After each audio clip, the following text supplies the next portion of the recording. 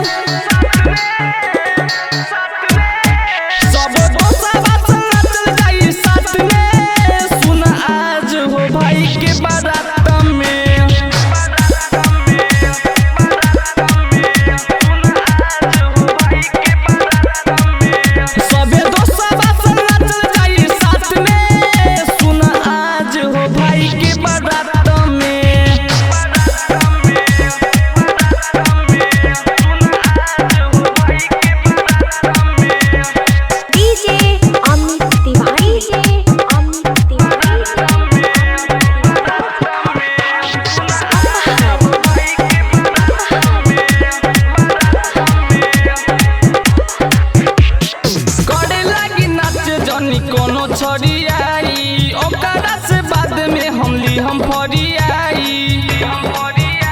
ए चाचा सुनो, करे लगी नाच जनी कोनो छड़ियाई ओकरा से बाद में हम फरियाई। चाचा भैया भी रहे संगे साथ में, आज मुखिया जी हम संगे साथ में।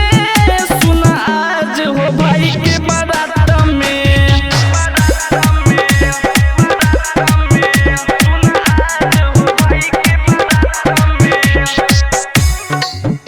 माँ वैष्णो रिकॉर्डिंग स्टूडियो, दिल्ली।